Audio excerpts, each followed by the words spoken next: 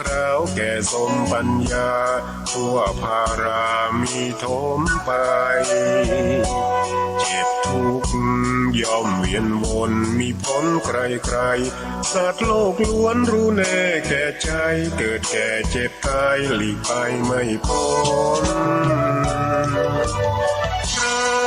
หลงคิดหลงผิดอัตตาว่าใจแจ้งกมลแม้นใครปลงได้คงสุขล้นชีวิตมีมองมนเกิดมาเป็นคนสมบูรณ์ดับหายเพียงร่างกายไว้ชีวาแต่กุศลผลกรรมธรรมาย่อมแปลงค่ากลายเป็นทุนส่งผลให้ทุกคนเวียนวนไม่สูญสุขและทุกข์เป็นไปตามทุนที่พวกคุณได้ก่อทำมา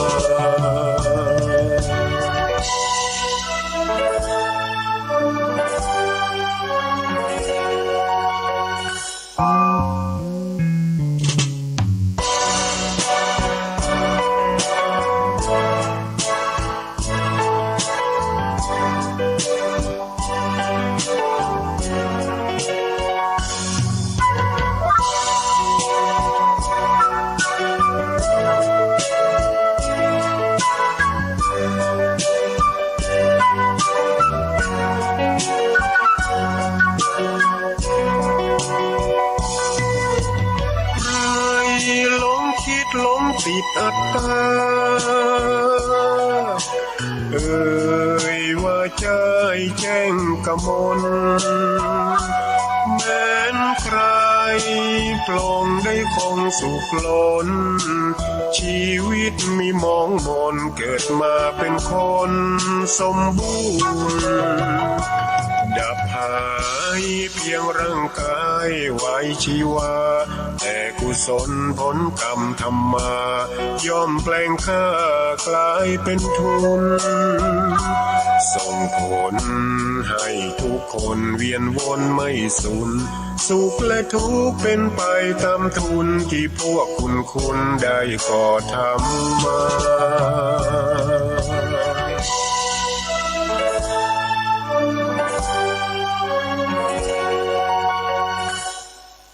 ข้อแนะนำสำหรับคนอยากเลิกเหล้าเหล้าที่พี่ฝากไว้ครับลดปริมาณการดื่มแอลกอฮอล์ในแต่ละครั้งเว้นระยะการดื่มต่อแก้วให้นานขึ้นใครแล้ววันนี้วันเกิดพี่ก็ชนน้อยรับประทานอาหารให้มากขึ้นระหว่างการดื่มทำได้ขนาดนี้เลิกเลยขออนุญาตโทรหาแอดร้านที่เราไปกินวันศุกร์อยู่ไหนวะโอ้ยเมานี่จะไปต่อครับพี่บอกทางไปเร็วเจอตู้โทรศัพท์พี่ก็เลี้ยวซ้ายไปได้ตรงไปอีกเรื่อยๆตรงเลยไปเจอร้านก๋วยเตี๋ยวมันซ้ายหรือมันขวาซ้ายอีกทีบอกไวใจเย็นดิพี่มันจะมีป้ายเยอะๆเลี้ยวซ้ายไปเลยเลี้ยวซ้ายเมาแล้วขับถูกปรับถูกจับคุมประพฤติขอความนอบน้อมจงมีแก่พระผู้มีพระภาคเจ้าพร้อมทั้งพระสัทธรรมคำสอนและพระอริยสงฆ์เจ้าทั้งหลายขอถวายความเคารพแก่พระเถรานุเถระผู้ติดตามรับฟังด้วยความเคารพขอความสุขความสวัสดีความเจริญในธรรมจงบังเกิดมีแก่ท่านสาธุชนทั้งหลายวันนี้รายการธรรมะคลายทุกข์ก็ได้มาพบกับญาติโยมสาธุชนทั้งหลายตามปกติเช่นเคยนะการฟังธรรมก็เป็นบุญข้อหนึ่งในปุญญกิริยาวัตถุคือเหตุให้เกิดบุญการฟังธรรมเนี่ยทำให้ใจเราสบายคนที่มีความกลัดกลุ้มใจกังวลใจพอได้ฟังเสียงพระธรรมแล้วใจมันสงบใจมันนิ่งทำให้จิตใจหายจากความวุ่นวายนั่นเรียกว่าการฟังธรรมจึงชื่อว่าเป็นการปฏิบัติธรรม บุคคลผู้ประสบพบกับความทุกข์เมื่อได้ฟังธรรมแล้วคลายทุกข์ได้ เหมือนนางปตจาราเนี่ยโอ้ยทุกข์หนักญาติโยมผัวก็ตายลูกก็ตายพ่อก็ตายแม่ก็ตายพี่ชายก็ตายวันเดียวกันถึง6 คนโยมลองนึกดูสินางปตจาราเรียกว่าผ้าผ่อนท่อนสบายหลุดจากกายเหลือแต่ตัวล่อนจ้อนเดินไปที่ไหนทงไม่มีความอับอายขายหน้าเพราะลืมเพราะความเป็นบ้าพอได้ฟังธรรมของพระพุทธเจ้าสติมาปัญญาเกิดคลายทุกข์ถอนทุกข์ได้เห็นไหมคนประสบพบกับความทุกข์ต้องไปหาพระไปหาฟังธรรมไม่ใช่ไปสะเดาะเคราะห์ต่อชะตาตัดกรรมตัดเวรอันนี้ก็เรียกว่าเข้าหาผิดหลักปัญหามันเกิดที่ไหนปัญหามันเกิดที่จิตต้องไปแก้ปัญหาที่จิตมีปัญหาถ้าแก้ปัญหาตรงประเด็นมันก็คลายทุกข์ได้ปวดหัวไปทายาหม่องที่หัวเข่าอย่างนี้มันไม่ตรงประเด็นปัญหามันเกิดขึ้นที่ใจก็แก้ปัญหาที่ใจปัญหาธรรมะเนี่ยแก้ได้ปัญหาใจแก้ยากถ้าขาดธรรมะคนมีธรรมะอยู่ป่าก็ดีอยู่บ้านก็ดีอยู่ในเขาก็ดีพวกเราเทพเทวาย่อมแสวงหาบุคคลผู้ประพฤติธรรมผู้มีธรรมผู้มีศีลแม่พอพูดถึงเรื่องมีศีลอาตมาได้ไปอ่านในพระไตรปิฎกพวกเทวดายังลงมาเฝ้าพวกมนุษย์พวกมีศีลมีธรรมนะพอพูดถึงเรื่องนี้ก็จะนำเรื่องพุทธวจนะอันเป็นพุทธดำรัสที่พระพุทธองค์ตรัสไว้ในคัมภีร์ขุททกนิกายชาดกเอกนิบาตสีลังกิเลวะกัลยาณังท่านกล่าวว่าศีลนั้นแลเป็นความดีท่านว่าศีลเป็นดีไม่มีชั่วดีไปทั่วทุกแห่งตำแหน่งหนผู้มีศีลทั่วไปใจอดทนรักษาตนตัวผ่องดังทองถาไม่มีจิตกรีดกลาดปราดครึ่งโกรธมองเห็นโทษกิเลสเหตุบาปหนาเพราะมีศีลเลิศล้ำช่ำอุรากายวาจามาเด่นเย็นตามกันคนมีศีลไปอยู่ที่ไหนใครก็รักจากเขาก็เสียดายตายเขาก็คิดถึงคนมีศีลอยู่ที่ไหนก็มีบุญอุปถัมภ์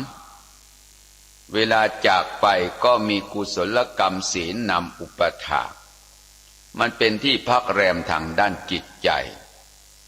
ในทุกหนตำบลไหนก็ตามเขาต้องการคนมีศีลมีธรรมเพราะคนมีศีลมีธรรมมันทำให้โลกใบนี้ที่เราอาศัยอยู่มันร่มเย็นเป็นสุขปราศจากการอยู่ร้อนนอนทุกข์เพราะคนมีศีลเปิดประตูบ้านนอนได้ไม่ต้องปิดประตูบ้านกันเลยเพราะว่ามันทำให้โลกใบนี้ชุ่มเย็นกลิ่นของศีลใครก็ตามเข้าใกล้พระถือศีลไปปักกฎอยู่ในป่าไม่มีประตูไม่มีหน้าต่างสิงสาราสัตว์ก็ไม่กล้าแผ่วผ่านเห็นไหมญาติโยมเราต้องมองให้ลึกสิคนมีศีลเนี่ยไปอยู่ในป่าอยู่ในป่าในเขาพวกเสือช้างอะไรมันไม่ไอ้เสือมันกินหรือช้างที่มันทำลายก็คนเหล่านั้นเราก็นึกเอาก็แล้วกันไม่อยากจะวิพากษ์วิจารณ์นะถ้าคนมีศีลมีธรรมมนุษย์ก็ชื่นชมพรหมก็สรรเสริญเทวดาก็ปกป้องคุ้มครองรักษาเพราะกลิ่นของศีลมันหอมทวนลมแล้วก็ไปที่ตามลมไปถึงเทวโลกน่ะเทวดาก็มาติดตามดูแลศีลังโลเกอนุตตลังท่านว่ากลิ่นของศีลน่ะเป็นเยี่ยมในโลกศีลล้ำค่ากว่าใดทรัพย์ในโลกระงับโศกสงบเย็นเป็นสุขสันต์เป็นอาภรณ์โสภาสง่าครันช่วยปิดกั้นคันขวางทางอบายผู้หลงผิดจิตกล้าอาจฆ่าสัตว์ให้วิบัติ พลัดถึงซึ่งชิบหาย นึกถึงศีลมิกล้าฆ่าทำลาย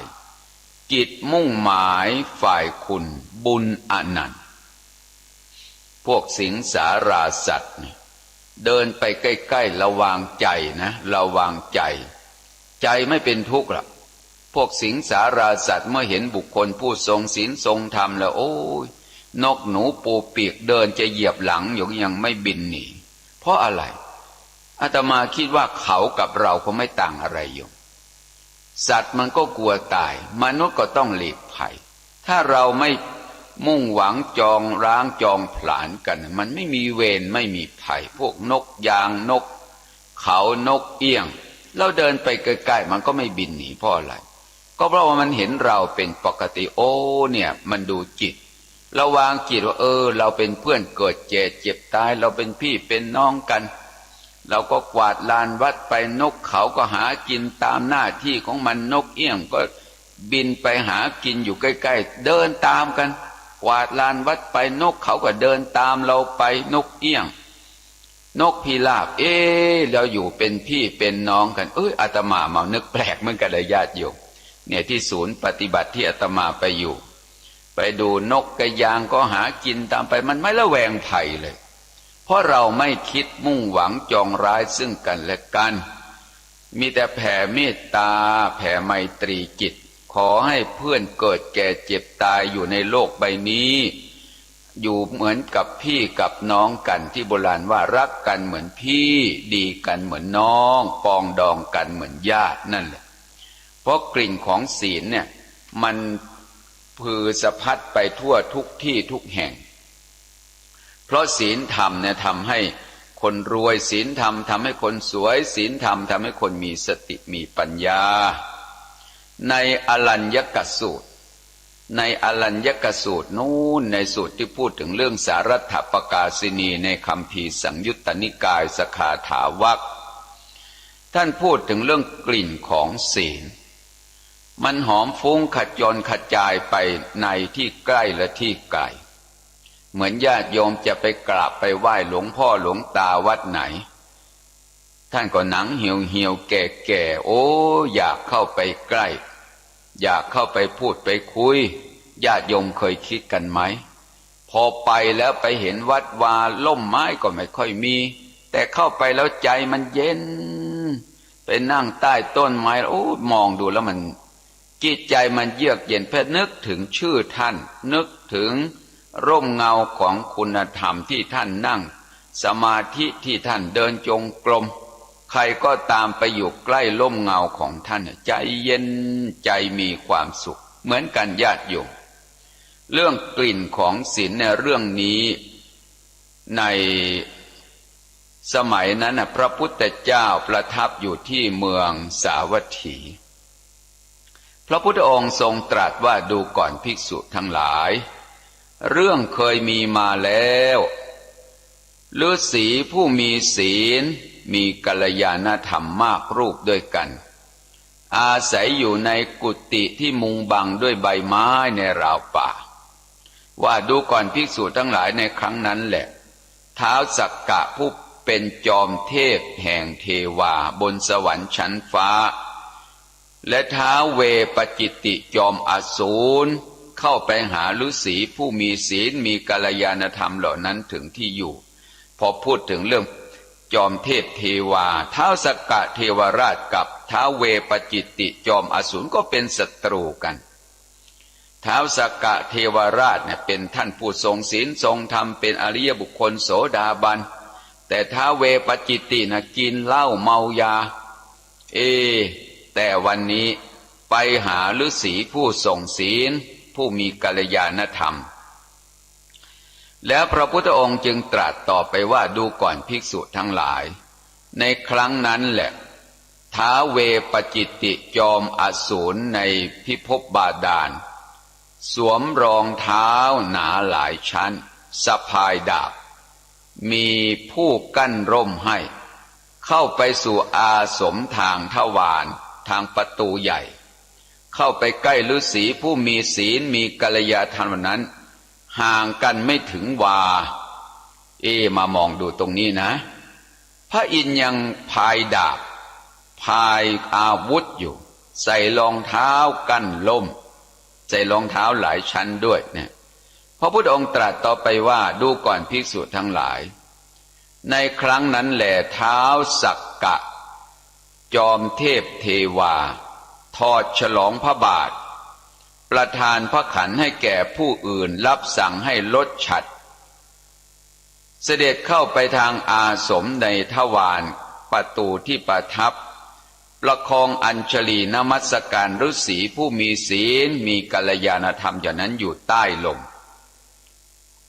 ท้าวเวปจิตติเนี่ยไม่เคารพใส่รองเท้ากั้นล่มสะพายดาบอยู่ด้านเหนือลมแต่เท้าสกะจอมเทพทอดประขัน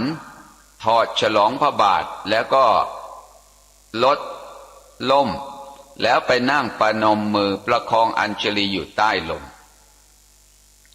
พระพุทธองค์ตรัสต่อไปว่าดูก่อนภิกษุทั้งหลายในครั้งนั้นแลฤาษีผู้มีศีลมีกัลยาณธรรมเหล่านั้นได้กล่าวกับเท้าจักกะจอมเทพเทวาผู้เป็นพระอินทร์ด้วยคาถาใจความว่ากลิ่นของพวกฤาษีผู้ประพฤติพรตมานานย่อมจะฟุ้งจากกายไปตามลมคือฟุ้งยังไงก็หมายก็ว่าผู้ไม่ได้อาบน้ำมานานน่ะมันมีกลิ่นตัวมันไปตามลมดูก่อนเท้าสหัสนัยดูก่อนพระอินทร์พระองค์จงถอยไปเสียจากที่นี่เสียดูก่อนเท้าสกะเทวราชกลิ่นของพวกฤาษีไม่สะอาดนะเท้าสกะเทวราชจอมเทพเทวาตอบเหล่าฤาษีว่ากลิ่นของพวกฤาษีผู้ประพฤติพรตมานานนั้นย่อมฟุ้งขจรจากกายไปตามลมก็จริงท่านครับพวกข้าพเจ้าต่างก็มุ่งมาหวังกลิ่นนี้เหมือนกับบุคคลผู้หวังระเบียบดอกไม้อันวิจิตรงดงามบนศีรษะฉันนั้นก็พวกเทวดาหามีความสำคัญในกลิ่นของผู้มีศีลว่าเป็นกลิ่นปฏิกูลไม่คือพระอินทร์ท่านเคารพศีลเคารพธรรมเวลาพวกฤาษีกล่าวว่าพระองค์จงถอยไปให้ห่างเพราะว่าฤาษีไม่ได้อาบน้ำท่านประพฤติพจน์มานานกลิ่นตัวแรงแต่พระอินทร์บอกว่าผมไม่ได้มาเพราะกลิ่นตัวมาเพราะกลิ่นคุณงามความดีคือพวกเทวดาเนี่ยเขาพึงเกลียดมนุษย์ทั้งหลายว่ามนุษย์เนี่ยมีกลิ่นเหม็นเป็นร้อยโยชน์แต่เวลาฤาษีผู้ประพฤติธรรมท่านบอกว่ามีความยินดีพอใจในกลิ่นของศีลมาขอปฏิบัติรับใช้พระนี่อานุภาพของศีลนะแล้วก็พระอินทร์กับท้าวสกะเทวราชก็เป็นศัตรูกันมุ่งหวังจองร้างจองผลาญกันคือพระอินทร์ท่านเป็นพระอริยบุคคลโสดาบันมั่นอยู่ในศีลบนสวรรค์ชั้นดาวดึงส์มันมีเครือเถา600 ปีทิพย์นะมันจะเครือเถามันจะออกน้ำอมฤตพวกอสูรซึ่งเป็นเทวดาผู้ไม่มีศีลเทวดามีศีลก็มีโยมไม่มีศีลก็มีพวกท้าวเวปจิตติเนี่ยชอบไปกินน้ำเครือเถาแล้วก็สลบไปอีก6 เดือนพระอินทร์เห็นพวกนี้ไม่มีศีลมีธรรมก็จัดสรรซะจับขาเหวี่ยงไปเกิดนู่นที่อสูรพิภพบาดาลมีดอกแคฝอยเป็นต้นไม้ประจำทวีปส่วนบนสวรรค์ชั้นดาวดึงส์มีต้นปริชัตตกะหรือต้นปริชาติมีกลิ่นหอมอบอวลเพราะฉะนั้นเวลาถึงต้นปริชัตตกะมันออกดอกกลิ่นหอมพวกท้าวเวปจิตติพวกอสูรทั้งหลายคิดถึงกลิ่นหอมของดอกปริชัตดอกปริชาติพากันจะมาลบกับพระอินทร์เพราะฉะนั้นพระอินทร์กับอสูรจึงต้องทำสงครามแต่ไม่มีใครตายหรอกญาติโยมเพราะว่าอสูรกับเทวดาลบกันด้วยอาวุธและพวกเทวดาทั้งหลายเขาเรียกว่าเป็นผู้มีกายละเอียดเขาเรียกว่าอธิสมารกายไม่สามารถที่จะทำลบลาฆ่าฟันซึ่งกันและกันได้แต่ก็มีการเกลียงอำนาจซึ่งกันและกันถ้าใครได้ไปอ่านในพระสูตรหนึ่งเรียกว่าทัชชักขสูตร พระพุทธองค์ทรงปรารภถึงเทวดาลบกันภูตะบุพังพิกเวเทวาสุรสังคาโมนะหมายความว่าระหว่างอสูรกับท้าวสักกะลบกันครั้งใดพวกอสูรเห็นท้าวสักกะมาด้วยกองทัพใหญ่อสูรกลัวก็พาบริวารกลับอสูรพิภพบาดาลบางครั้งอสูรมาด้วยกองทัพใหญ่เห็นพวกท้าวสักกะมีอานุภาพน้อยก็ต้อนเทวดาท้าวสักกะกับวิมานเอาแพ้เอาชนะกันอย่างนี้เมื่อเห็นหัวหน้าแล้วเพราะฉะนั้นพระพุทธเจ้าจึงทรงแสดงเรื่องนี้ให้ภิกษุทั้งหลายฟังว่าภิกษุทั้งหลายพวกเธอไปอยู่ป่าก็ดีอยู่ภูเขาก็ดีอยู่เรือนว่างก็ดีอยู่อากาศว่างเปล่าก็ดีอยู่โคนต้นไม้ก็ดีเมื่อถูกความหวาดกลัวขึ้นมาพึงอาศัยธงคือพระรัตนตรัยสวดสรรเสริญคุณพระพุทธเจ้าพระธรรมพระสงฆ์เนี่ยถ้าเกิดความหวาดกลัวผีหลอกนะให้สรรเสริญคุณพระพุทธเจ้าว่าอิติปิโสภควาเนี่ยสวดไปแล้วก็ความหวาดระแวงภัยขนลุกชูชันก็จะหายไปอันนี้เรื่องจริงนะญาติโยมนะคนไหนที่กลัวผีกลัวอันตรายที่จะเกิดขึ้นจากการปฏิบัติธรรมให้สรรเสริญคุณพระพุทธเจ้าพระธรรมพระสงฆ์อย่าเบื่อการสวดมนต์บางคนนั่งสวดไม่ได้เพราะว่าเป็นอัมพฤกษ์อัมพาตโยมนอนสวดนะนอนสวดปนมมือได้ไหมได้แต่ถ้าปนมมือไม่ไหวสวดแต่ปากได้ออกเสียงนะถ้าออกเสียงไม่ได้ก็สวดในใจเป็นบุญทั้งนั้นเพราะสวดมนต์แน่สวดด้วยเอาใจให้เกิดสมาธิแต่ถ้าเรานั่งสวดได้นั่งสวดดีกว่าเพราะมันจะได้อานุภาพมีกำลังมากนั่งสวดนั่งแบบไหนก็ได้ที่เราว่านั่งโดยความเคารพนั่งพับเพียบมันปวดแข้งปวดขาก็นั่งขัดสมาธินั่งขัดสมาธิไม่ถนัดก็นั่งเก้าอี้นั่งเก้าอี้ไม่ถนัดก็นั่งพิงต้นเสาต้นฝาได้ทั้งนั้นอยู่ปนมมือได้ไหมได้หลับตาสวดได้ไหมได้แต่ถ้านั่งปนมมือแล้วมันปวดมือปวดแขนเอาวางมือที่ตักสวดได้ไหมได้เพราะการสวดมนต์เนี่ยญาติโยมเราต้องทำด้วยความเคารพสรรเสริญคุณพระพุทธเจ้าพระธรรมพระสงฆ์อาตมานี่จะพาญาติโยมแล้วก็ครูบาอาจารย์พระสงฆ์องค์เนรสวดธรรมจักรตอนเย็นจะสวดธรรมจักรเพราะมีเวลามากสวดระลึกนึกถึงแม้เราไม่ได้ฟังพุทธดำรัสจากพระโอษฐ์ของพระสัมมาสัมพุทธเจ้าแต่เรามีโอกาสได้สวดสรรเสริญธรรมจักรกับปวัตตนสูตรคือเป็นปฐมเทศนาพระธรรมคำสอนกันแรกเหมือนกับว่าเราได้สดับพุทธวจนะจากพระโอษฐ์ทีเดียวตั้งใจสวดการตั้งใจสวดนะทำให้ใจของเราเกิดสมาธิใจจะสงบนิ่งอยู่กับบทสวดเพราะฉะนั้นการสวดมนต์จึงชื่อว่าเป็นปัจจัยนะเป็นปัจจัยทำให้ใจของเรานั้นเกิดความสงบอย่าเบื่อการสวดมนต์การสวดมนต์เป็นปัจจัยให้เกิดสมาธิแล้วก็สมาธินี้ก็เป็นปัจจัยทำให้เกิดปัญญาที่เกิดขึ้นในจิตใจมันจะละความเห็นผิดปัญญาแปลว่าการรู้แจ้งรู้ทั่วแล้วมันก็ไปละความเห็นผิดในจิตใจ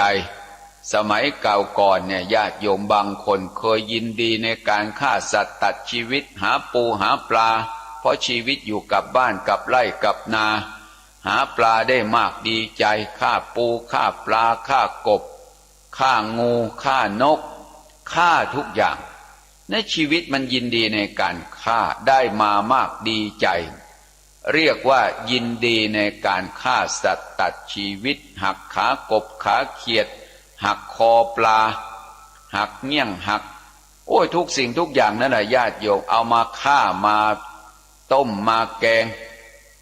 ไม่มีหิริละอายชั่วโอตตัปปะเกรงกลัวต่อผลของความชั่วสมัยเก่าไม่ได้ฟังธรรมของบัณฑิต แต่ต่อมาภายหลังอายุมากขึ้นได้ยินเสียงพระธรรมคำสอนว่าการฆ่าสัตว์มันเป็นการเบียดเบียนสัตว์ทรมานสัตว์ทำให้สัตว์นั้นถึงแก่ความตายมีโทษมีทุกข์ชีวิตเขาก็มีชีวิตมีจิตใจไปฆ่าสัตว์เบียดเบียนสัตว์ทรมานสัตว์โอ้เป็นทุกข์ตอนนี้มีโอตตัปปะแล้วมีหิริเกิดขึ้นในจิตใจนี่ศีลเกิดแล้วโยมศีลเกิดขึ้นในจิตใจเมื่อศีลเกิดขึ้นในจิตใจก็มีคุณธรรมคุณธรรมคือเมตตาเกิดขึ้นในจิตใจตอนนี้จะมองเห็นเป็นเพื่อนเกิดแก่เจ็บตายเห็นยุงก็ไม่ฆ่าเห็นมดก็ไม่ฆ่าสมัยเก่าเห็นยุงก็ตบให้ตายเห็นมดก็ต้องบี้แม้มันไม่กัดก็ต้องฆ่ามันเป็นปกติแต่ตอนนี้พอมีหิริละอายชั่วโอตตัปปะเกรงกลัวต่อผลของความชั่วไม่ฆ่าไม่ทำลายไม่เบียดเบียนนั่นเขาเรียกว่ามีศีลเมื่อมีศีลก็ต้องมีธรรมควบคู่กันไปนี่กลิ่นของศีลนี่แหละที่พวกเราฤาษีคำว่าฤาษีแปลว่าผู้บำเพ็ญพจน์พระสงฆ์องค์เนรนี่ก็จัดเป็นประเภทตั้งมั่นอยู่ในศีลตั้งมั่นอยู่ในธรรมเรียกว่าฤาษีธรรมธรรมที่จะทำให้ใจของเรานั้นเข้าถึงความสงบระงับจากความโลภความโกรธความหลงอันเป็นตัวกิเลสพวกเทวดาทั้งหลายคือกุศลธรรมหรือพวกที่ทำความดีเขาจึงปรารถนาความดีพวกพระอินทร์ทั้งหลายจึงมาเฝ้าพวกฤาษีพระพุทธเจ้าเนี่ยก็มีเทวดามาเฝ้าเอามาดูพุทธกิจของพระพุทธเจ้าดูสิพระพุทธเจ้าน่ะวันๆนะกิจของพระองค์มากนะแทบจะไม่มีเวลาได้พักผ่อนนอนหลับดูทีกิจของพระพุทธเจ้าหน้าที่แต่ละวันโอ้ยเป็นพระพุทธเจ้าแทนที่จะได้พักผ่อนนอนหลับให้สวยพระกายให้มีความสุขแต่พักผ่อนน้อยทำกิจมากปุพพันเหบิณฑปาตัญจะตอนเช้าพระพุทธเจ้าของเราออกบิณฑบาตโปรดสัตว์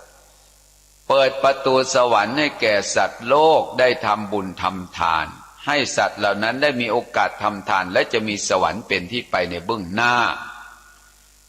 สายันหิธรรมาเทศนังเนี่ยพอถึงเวลาเย็นแดดล่มลมตกอุบาสกอุบาสิกามีมือถือดอกไม้ธูปเทียนเดินทางเป็นแถวไปนู่นไปวัดเชตวันเมืองสาวัตถีไปฟังธรรมของพระสัมมาสัมพุทธเจ้านี่ตอนเย็นแสดงธรรมโปรดอุบาสกอุบาสิกาปโทเซภิกขุโอวาทังเวลาพลบค่ำพอมืดแล้วภิกษุทั้งหลายมานั่งจับกลุ่มคุยกันพระพุทธเจ้าก็จับประทานโอวาทภิกษุทั้งหลายพวกเธอกำลังคุยเรื่องอะไรกันทำนองนั้นภิกษุบางเหล่าก็พูดคุยว่าหมู่บ้านนั้นทางขรุขระทางหมู่บ้านนั้นทางราบเรียบพระพุทธเจ้าก็จะปรารภเรื่องทางให้ฟังทางนั้นเป็นทางภายนอกอย่างนี้เลยเป็นต้นแต่ทางในสังสารวัฏนี้ที่พวกเธอจะต้องเวียนว่ายตายเกิดนะมันไม่มีที่สิ้นสุดต้องประสบกับความทุกข์สิ้นกาลนานต้องเจริญอริยมรรคจึงจะออกจากกองทุกข์เนี่ยเป็นทางราบเรียบและก็เข้าสู่สันติบทคือความพ้นทุกข์อย่างนี้เป็นต้นปโทเซภิกขุโอวาทังพอเวลาพบค่ำประทานโอวาทภิกษุทั้งหลายอัทธรเตเทวปัญหังเวลาที่สี่เที่ยงคืนอัทธรเตแปลว่าเที่ยงคืนเทวปัญหังตอบปัญหาแก่เหล่าเทพเทวาพระเจ้าแผ่นดินพระราชามหากษัตริย์พยุปราชหรือเหล่าเทพเทวาทั้งหลายบนสวรรค์ชั้นฟ้าเนี่ยจะมาเฝ้าพระพุทธเจ้าในเวลาเที่ยงคืนดูสิแทบจะไม่มีเวลาเลยเป็นพระพุทธเจ้าโอ้โหเป็นพระนาถะของโลกจริงๆสัทธาเทวมนุษย์สานังพระบรมศาสดาสัมมาสัมพุทธเจ้าของเราเนี่ยจึงชื่อว่าเป็นศาสดาของเหล่าเทวดาและมนุษย์ทั้งหลายมนุษย์และเทวดาต่างก็อยากจะมาเฝ้าพระพุทธเจ้า นี่ตอบปัญหาเหล่าเทพเทวาไปดูที่เทวตาสังยุตในกินทัทสูตรเทวดาก็สงสัยเหมือนกันกับมนุษย์นั่นแหละถามว่าให้อะไรชื่อว่าให้อายุให้อะไรชื่อว่าให้วรรณะให้อะไรชื่อว่าให้ความสุขให้อะไรชื่อว่าให้จักษุให้อะไรชื่อว่าให้ทุกสิ่งทุกอย่างนี่ยกตัวอย่างในกินทัทสูตรนะ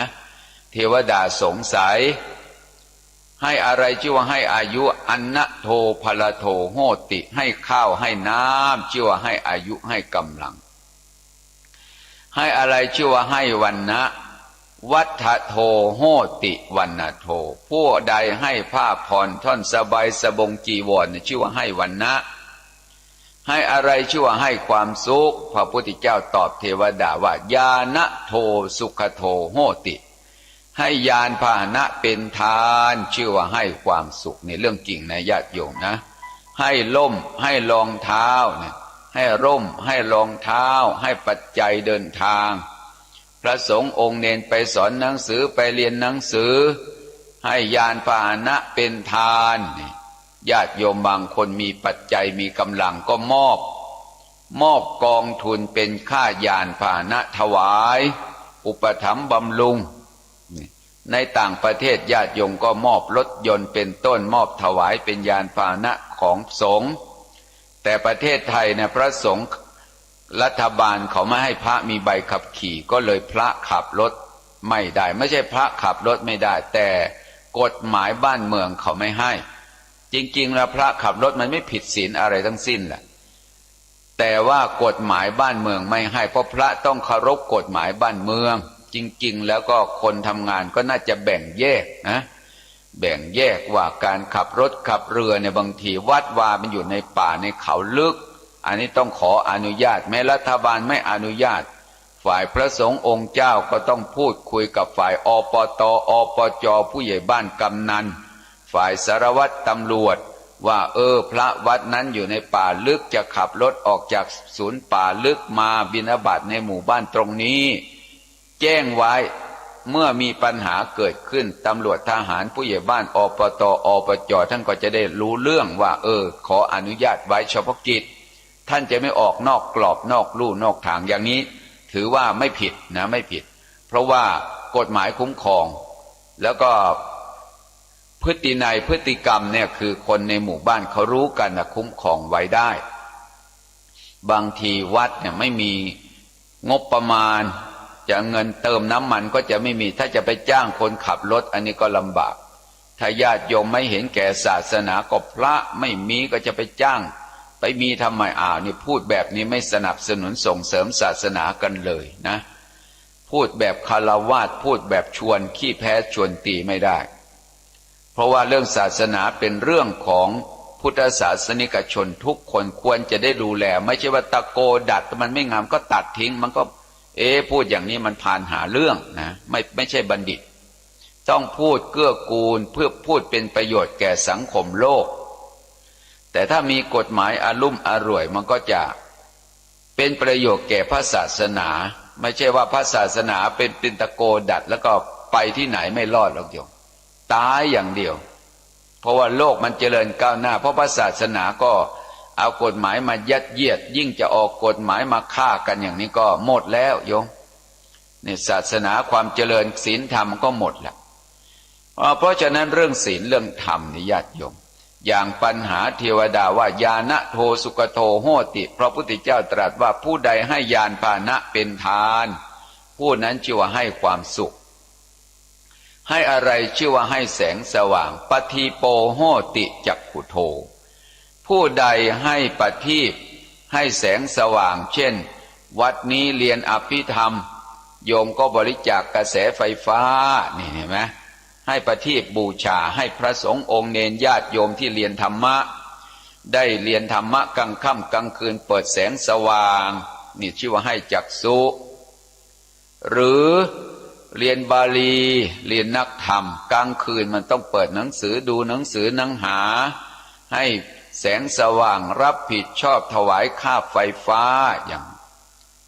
หรือจะให้ประทีปบูชาพระรัตนตรัยอย่างญาติโยมไปถวายเทียนพรรษาอย่างเนี้ย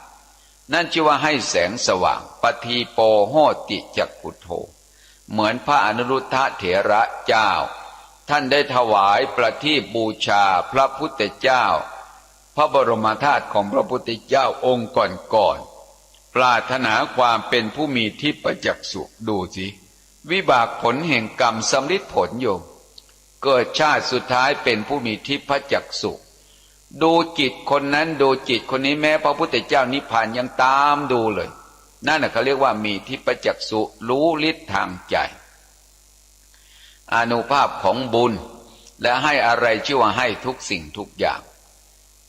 ทานังสัพพทะอุปสยังผู้ใดให้ที่พักอาศัยก็เรียกว่าอาคตานาคตัสสะให้ที่พักอาศัยเช่นกุฏิวิหารศาลาการประเรียนเป็นที่ปฏิบัติธรรมที่พักของพระสงฆ์อุบาสกทายกอุบาสิกาที่มาจากที่ทั้งสี่ผู้นั้นชื่อว่าให้ทุกสิ่งทุกอย่างเนี่ยผู้นั้นชื่อว่าให้ทุกสิ่งทุกอย่างนะอย่างนี้ก็เรียกว่าเทวดาก็มีปัญหานี่พระพุทธเจ้าต้องตอบปัญหาเหล่าเทพเทวาเวลากลางคืนนะเวลากลางค่ำกลางคืนเที่ยงคืนพยากรณ์ตอบปัญหาแก่เหล่าเทวดานี่เทวดาไม่ใช่ว่าเกลียดมนุษย์มีกลิ่นเหม็นแล้วไม่มาแต่เทวดาเหล่านั้นมาเฝ้าพระพุทธเจ้าอยู่โอ้ยตอนที่พระพุทธเจ้าจะนิพพานก็ดีหรือพระสารีบุตรจะนิพพานก็ดีอาเจียนเป็นโลหิตถ่ายเป็นโลหิตพระอินทร์เนี่ยญาติโยมมาขอไปเทกระโถนขี้กระโถนเยี่ยวให้พระสารีบุตรต้องบอกเลยว่ามหาบพิตรอย่าเลยน้องชายเรามีอยู่พระองค์อย่าได้ขนขวายเลยพระอินทร์ไม่ได้เกลียดเลยนะไม่ได้คำว่าเกลียดในที่นี้มนุษย์เนี่ยยินดีในบาปพูดง่ายจึงไม่อยากลงมาเข้าใกล้มนุษย์ยินดีในการฆ่าสัตว์ตัดชีวิตมนุษย์ยินดีในการลักขโมย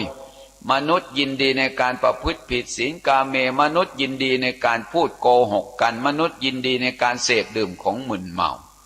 เทวดาเกลียดพวกนี้จึงไม่ลงมาใกล้มนุษย์เขาเรียกว่าหิริโอตปะธรรมไม่มีในมนุษย์ก็เรียกว่าคุณธรรมเทวดาเลยหายจางไปจากจิตใจแต่มนุษย์ท่านใดมีศีลมีธรรมหิริโอตปะไม่อยู่ในใจท่านเหล่านั้นพระอินทร์ท้าวเวปจิตติเป็นต้นท่านจึงมาเฝ้าเหล่าเทพเทวาเหมือนกันเหมือนพระพุทธเจ้าเนี่ยเทวดาต้องหาโอกาสมายืนมาเฝ้าถามปัญหาเป็นต้นนี่ดูที่พุทธกิจของพระพุทธเจ้าข้อที่สี่ข้อที่ห้าพัพพาพัพเพวิโรกนังเวลาใกล้รุ่งนะพระพุทธเจ้าทรงตรวจดูสัตว์โลกว่าผู้ใดใครหนอจะได้รับการโปรดปรานคนไหนสมควรที่จะโปรดคนไหนไม่สมควรที่จะโปรดดูนี่เรื่องของปัญหาเหล่าเทพเทวาเราก็มามองเห็นว่าปัญหาต่างๆเนี่ยเทวดาเนี่ยเข้ามาเฝ้ามาเมืองมนุษย์มาฟังธรรมมาปฏิบัติรับใช้พระบางทีเทวดาบางตนนิยมมากวาดอาวาสวิหารลานพระเจดีย์เหมือนนางเทพพธิดานางราชทีตานางที่รักษาไล่ข้าวสาลีถวายข้าวตอกแก่พระมหากัสสปะแล้ววิบากผลแห่งกรรมตายแล้วไปเกิดบนสวรรค์ว่าเรามาเกิดบนสวรรค์วิมานชั้นฟ้าเนี่ยมาด้วยอานุภาพแห่งบุญเมื่อมาด้วยอานุภาพแห่งบุญแล้วเราควรไม่ประมาทในบุญนางก็เลยลงมากวาดลานวัดตั้งน้ำใช้น้ำฉันให้พระมหากัสสปะท่านพระมหากัสสปะเป็นผู้เคร่งในศีลเป็นผู้เคร่งครัดในวัดปฏิบัติใครมาตั้งน้ำใช้น้ำฉันให้เราหรือว่าพระสงฆ์องค์เนรท่านเห็นเกื้อกูลและท่านมาทำให้วันหนึ่งเทวดาลงมาแต่เช้าตรู่มากวาดลานวัดเสียงไม้กวาดมันดังพระมหากัสสปะก็มองไปช่องลูกด่านบานประตูเห็นคนกำลังกวาดก็ถามว่าใครมากวาดนั้นน่ะนางเทพพธิดาก็กราบเรียนพระเถระว่าดิฉันเจ้าค่ะเจ้าเป็นใครโอ้เป็นเทวดาโ โอ้เป็นเทวดาผู้หญิงมากวาดลานวัดให้พระได้ยังไงไปเดี๋ยวคนทั้งหลายเขารู้เขาจะตำหนิว่าพระมหากัสสปะมีนางเทพพธิดามาปัดกวาดที่อยู่อาศัยตั้งน้ำใช้น้ำฉันเขาจะตำหนิได้นะตั้งแต่วันนี้ไปเจ้าอย่ามาอีกนี่พระเถระผู้มั่นอยู่ในศีลท่านจะระวังตัวขนาดนั้นไม่อยากให้ผู้หญิงเนี่ยมาเกี่ยวข้องเพราะผู้หญิงมาเกี่ยวข้องพระเหล่าฤาษีชีไพรเนี่ยทำให้พรหมจรรย์เศร้าหมองมันเรื่องจริงนะญาติโยมนะพระเถระครูบาอาจารย์ท่านใดเป็นผู้ปฏิบัติดีปฏิบัติชอบถ้าผู้หญิงมาวุ่นวายมากมันจะทำให้พรหมจรรย์เศร้าหมอง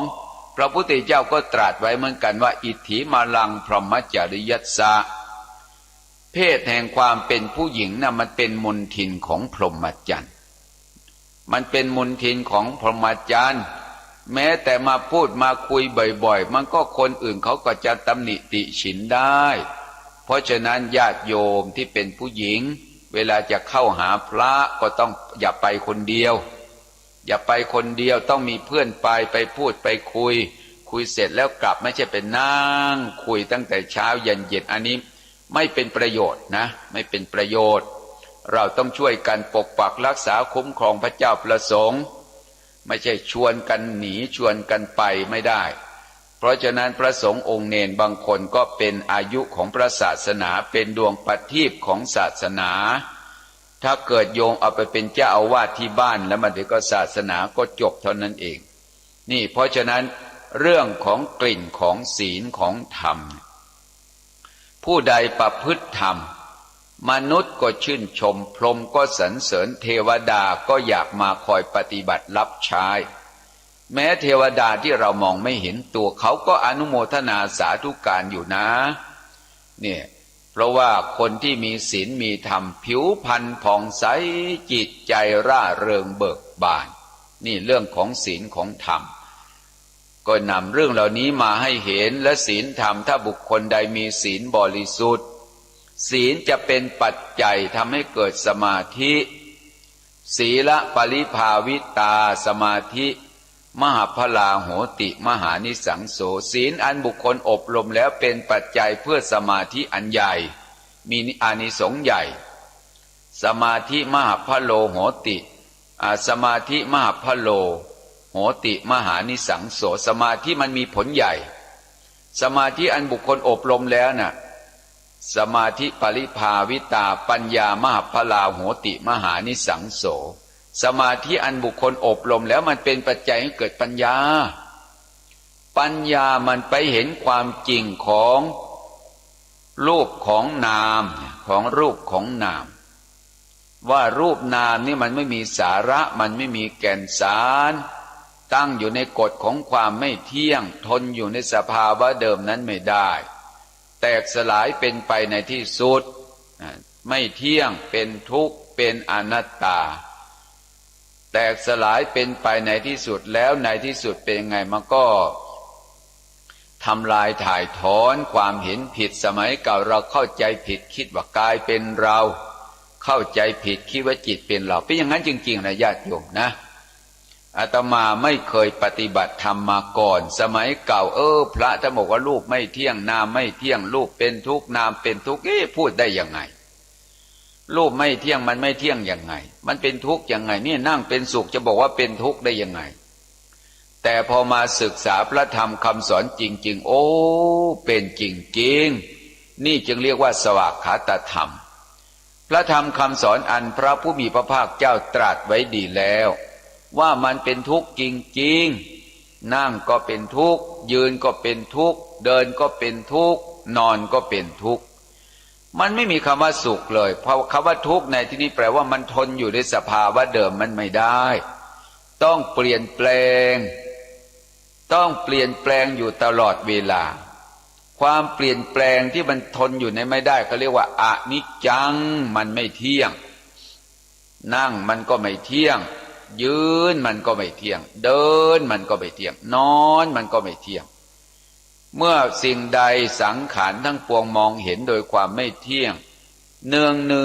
นั่งก็เป็นไม่เที่ยงยืนก็ไม่เที่ยงเดินก็ไม่เที่ยงนอนก็ไม่เที่ยง เมื่อเห็นไม่เที่ยงเพราะมันทนอยู่ในสภาวะเดิมนั้นนอกย่อมเกิดความเบื่อหน่ายในรูปในนามนี้ว่ารูปนามขันธ์ห้าเนี่ยมันตั้งอยู่ในกฎของความไม่เที่ยงเป็นทุกข์ทนอยู่ในสภาวะเดิมนั้นไม่ได้ก็เกิดความเบื่อหน่ายในรูปในนามนี้เอสะมะโควิสุทธิญาณนี้คือทางออกจากทุกข์เห็นรูปไม่เที่ยงเห็นนามไม่เที่ยงพอเห็นรูปไม่เที่ยงเห็นนามไม่เที่ยงมันไม่มีสาระแก่นสารจิตมันเลยเบื่อหน่ายนิพพิทานะญาติโยมนิพพิทาศัพท์นี้แปลว่าเกิดความเบื่อหน่ายวิราคะใจมันจึงสำรอกนะวิราคะใจสำรอกนิพพิทาวิราคะใจคลายความกำหนัดยินดีวิมุตติใจเลยละวางการละเป็นเหตุการวางเป็นผลถามว่าโทษของการไม่ละไม่วางเป็นไงไม่ละไม่วางมันก็เป็นทุกข์ใครทุกข์เราทุกข์เพราะเราไปยึดกายว่าเป็นเราไปยึดจิตว่าเป็นเราเมื่อเป็นเราเวลานั่งเป็นทุกข์ใครทุกข์เราทุกข์ขาใครขาเราก้นใครก้นเราใครทุกข์เราทุกข์เห็นไหมมันเป็นเราอยู่แต่ถ้าเรามองเห็นเป็นรูปเป็นนามแล้วนั่งอะไรนั่งกายนั่งเป็นทุกข์อะไรทุกข์กายทุกข์คนที่มีปัญญาไปรู้ความจริงไปรู้ว่าที่นั่งคือกายนั่งที่เป็นทุกข์คือกายทุกข์ปัญญาไปรู้ว่าเป็นกายทุกข์มันเลยถอนคำว่าเรานี่ภาษาบาลีว่าอุปาทานเข้าไปยึดไปเกาะว่ากายเป็นเราพอเห็นกายเป็นรูปเป็นทุกข์เห็นจิตเป็นนามเป็นทุกข์ปัญญาเข้าไปรู้ความจริงมันจึงเกิดการละวางญาติโยมสาธุชนทั้งหลายวันนี้ได้พูดถึงเรื่องกลิ่นของศีลของธรรมมาก็ถึงช่วงท้ายรายการจะพูดต่อไปไม่ได้เพราะเวลาได้หมดลงนะเอาล่ะญาติโยมสาธุชนทั้งหลายวันนี้รายการธรรมะคลายทุกข์หมดเวลาแล้วอาตมาภาพผู้บรรยายต้องจากลาสาธุชนไปด้วยคำว่าธรรมะคลายทุกข์ลาทุกท่านขอผู้ฟังทางบ้านสุขจงบังเกิดมีแก่สาธุชนผู้สดับรับฟังและผู้สนับสนุนรายการโดยทั่วถึงกันจงทุกท่านขอเจริญพรขอความนอบน้อมจงมีแก่พระรัตนตรัยคือคุณของพระพุทธเจ้าพระธรรมพระสงฆ์ขอถวายความเคารพแก่พระเถรานุเถระผู้ติดตามรับฟังขอความสุขความสวัสดีความเจริญในธรรมจงบังเกิดมีแก่บรรดาท่านสาธุชนทั้งหลายวันนี้รายการธรรมะคลายทุกข์ก็ได้มาพบกับญาติโยมสาธุชนทั้งหลายตามปกติเช่นเคยพระพุทธองค์ตรัสว่าบัณฑิโตสีลสัมปันโน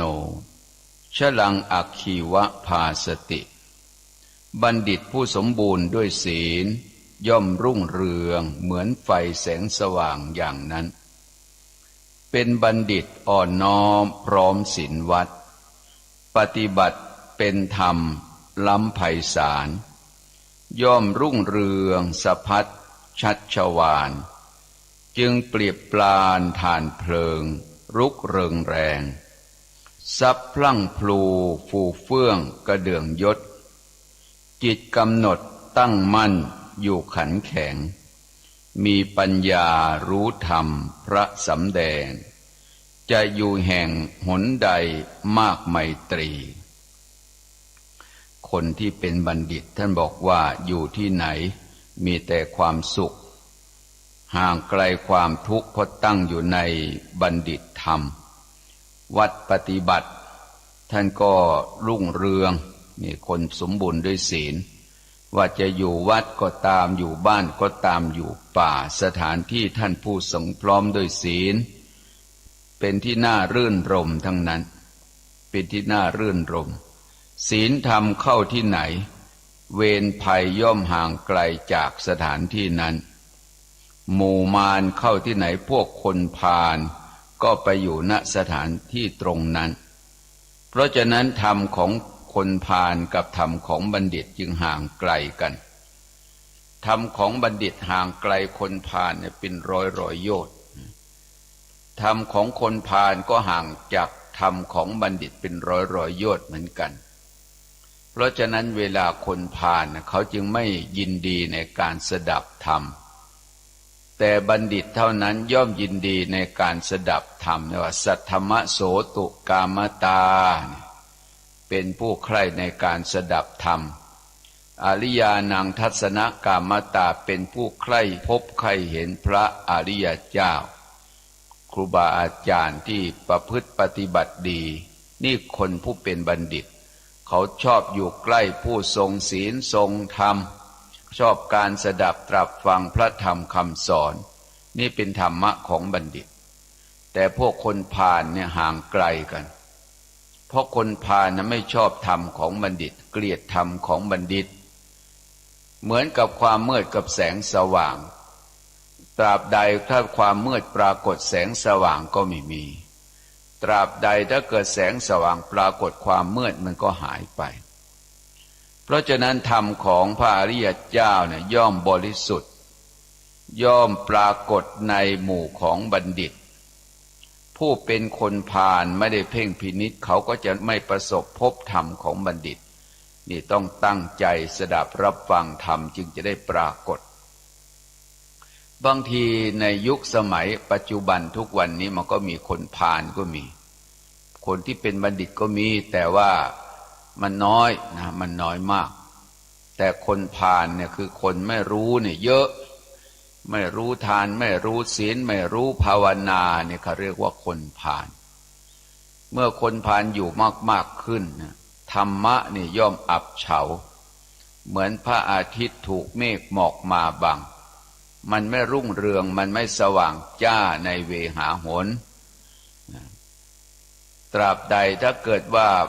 เมฆหมอกมันหายไปดวง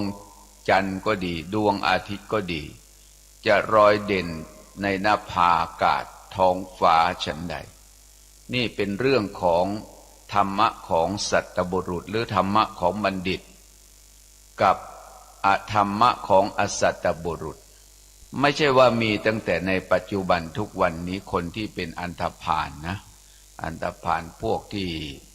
ทำอะไรไม่เคารพกฎหมายไม่เคารพกติกานะจะเป็นเด็กเป็นผู้ใหญ่เป็นคนแก่มีทั้งนั้นญาติโยม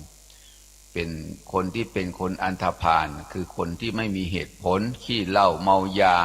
เที่ยวเตร็ดเตร่นี่คือคนอันธพาลไม่มีเหตุผลแต่เราคนผู้เป็นบัณฑิตนี่สิเมื่ออันธพาลปรากฏบัณฑิตท่านจะ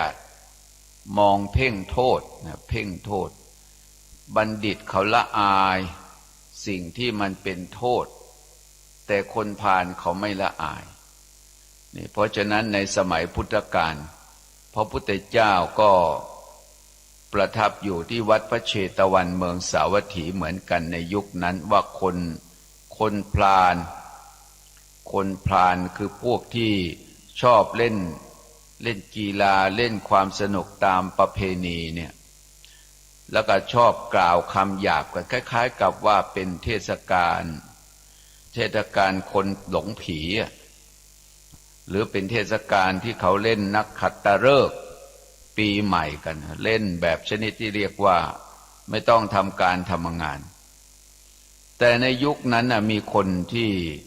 ชอบเทศกาลเป็นคนที่อันธพาลจริงๆกล่าวแต่คำหยาบท่านกล่าวว่าเรื่องมันมีอยู่ที่เมืองสาวัตถีมีคนเขาเป่าประกาศชื่อพวกที่เป็นนักเลงอันธพาลในนครสาวัตถีว่านักเลงอันธพาลในครั้งนั้นพวกพาลชนผู้มีปัญญาสามก็มีการแต่งตัวด้วยนะแต่งตัวเอาขี้เถ้าเอาไมโครก็คือขี้วัวขี้ควายนะมาทาร่างกายแล้วก็เที่ยวกล่าวคำของอสัตบุรุษเรื่องทำร้องรำทำเพลงนั่นนะเรื่องด่าเรื่องท้อเรื่องอะไรตลอด7 วัน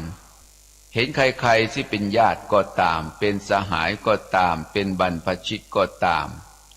คนเหล่านั้นชื่อว่าละอายอยู่ไม่มียืนกล่าววาจาอสัตบุรุษอยู่ที่ประตูทุกๆประตูในนครสาวัตถีพ พวกคนทั้งหลายไม่อาจฟังคำของอสัพปุริสวาทะของพวกคนพาลเหล่านั้นได้คือรำคาญพูดง่ายไปด่าอยู่บ้านคนนั้นไปด่าอยู่บ้านคนนี้กล่าวแต่คำที่เป็นไม่ใช่คำของบัณฑิตนะคนเหล่านั้นรำคาญใจก็เลยให้ทรัพย์คนละ1 บาทบ้าง2 บาทบ้าง3 บาทเรียกว่ากหาปณะ1 2กหาปณะ3กหาปณะแล้วก็คนเหล่านั้นด่าได้เงินเขาก็หนีไปบ้านอื่นพวกเขาถือเอาทรัพย์ที่ได้แล้วที่ประตูของเรือนของบ้านคนเหล่านั้นก็หลีกไปก็ในกาลครั้งนั้นนครสาวัตถีก็มีอริยสาวกประมาณ5 โกฏ5 โกฏก็ไม่ใช่ธรรมดานะ50 ล้านน่ะท่านเหล่านั้นก็ส่งข่าวไปถวายพระบรมศาสดาว่าข้าแต่พระองค์ผู้เจริญขอพระผู้มีพระภาคเจ้าและกับเหล่าพระภิกษุสงฆ์อย่าได้เสด็จเข้าสู่พระนครเลยจงประทับอยู่แต่ในวิหารทั้งสิ้น7 วันแสดงว่างานนักขัตฤกษ์ของพวกคนพาลที่มันกล่าวคำหยาบเนี่ยเป็นไป7 วันก็ตลอด7 วันน่ะคนเหล่านั้นก็จัดข้าวยาคูและพัดเป็นต้นส่งไปในวิหารเพื่อพระภิกษุสงฆ์แม้ตนเองก็ไม่ออกจากบ้านจากเรือนนี่มันขนาดหนักนะเนี่ยเล่นขนาดหนักเลยพระเจ้าพระสงฆ์ก็ไม่เว้นเลยกล่าวคำหยาบเล่นสาดโคลนกันคล้ายๆกับสงกรานต์นี่แหละญาติโยมแต่เขาเล่น7 วันก็เมื่อพรานนักสัตว์สิ้นสุดลงแล้ววันที่8อริยสาวกเหล่านั้นนิมนต์ภิกษุสงฆ์มีพระพุทธเจ้าเป็นประมุขให้เสด็จเข้าไปยังพระนครได้ถวายทานใหญ่นั่งในที่สมควรแล้วกราบทูลพระผู้มีพระภาคเจ้าว่าข้าแต่พระองค์ผู้เจริญ7 วันของพวกข้าพระองค์ล่วงไปแล้วโดยยากอย่างยิ่งเลยเมื่อข้าพระองค์ได้ยินวาจาของพวกคนพาลเหล่านั้นไม่ใช่ของพวกสัตบุรุษหูของข้าพระองค์เป็นประหนึ่งว่าถึงอาการแตกทำลายก็เรียกว่าเหมือนหูจะแตกไม่มีใคร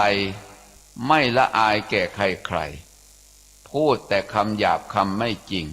เพราะเหตุนั้นข้าพระองค์จึงไม่ให้พระองค์เสด็จเข้าสู่พระนครถึงพวกข้าพระองค์ก็ไม่อาจออกจากบ้านจากเรือนได้เลยพระเจ้าค่ะพระบรมศาสดาสดับถ้อยคำของอริยสาวกเหล่านั้นแล้วคำว่าอริยสาวกก็คือญาติโยมแล้วก็ตรัสว่ากิริยาของคนมีปัญญา3ย่อมเป็นเช่นนี้แหละส่วนผู้มีปัญญาทั้งหลายย่อมรักษาความไม่ประมาทไว้เหมือนทรัพย์อันเป็นสาระย่อมบรรลุสมบัติคืออมตะมหานิพพานเมื่อพระพุทธองค์ตรัสดังนี้จึงได้พุทธพจน์บทบาลีตรัสว่าปมาทะมนุษยัญชนติภาราภาราทุมเมทิโนชนา